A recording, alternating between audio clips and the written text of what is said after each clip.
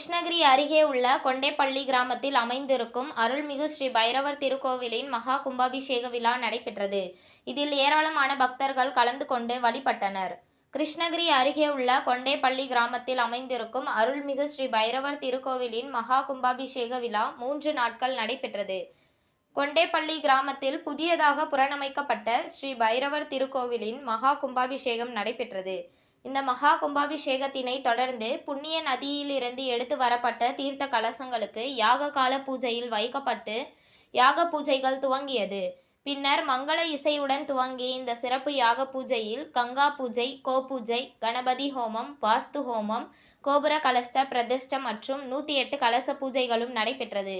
இதனைத் தொடர்ந்து கோபுர கலசங்களுக்கு சிவச்சாரியர்கள் புண்ணிய நதியிலிருந்து எடுத்து வரப்பட்ட புனித நீரினை கோபுர கலசங்களுக்கு ஊற்றி சிறப்பு பூஜைகள் செய்து கற்பூர தீப ஆராதனைகள் காண்பிக்கப்பட்டது.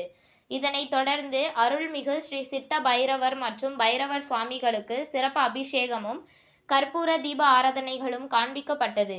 பின்னர் சிறப்பு அலங்காரத்தில் காட்சியளித்த ஸ்ரீ சித்த பைரவர் மற்றும் பைரவர் சுவாமிகளை ஏராளமான கிராம மக்கள் தரிசனம் செய்து வழிபட்டனர். மேலும் கும்பாபிஷேக விழாவினை தொடர்ந்து 48 நாட்களுக்கு மண்டல பூஜைகளும் அன்னதானமும் வழங்கப்பட உள்ளது.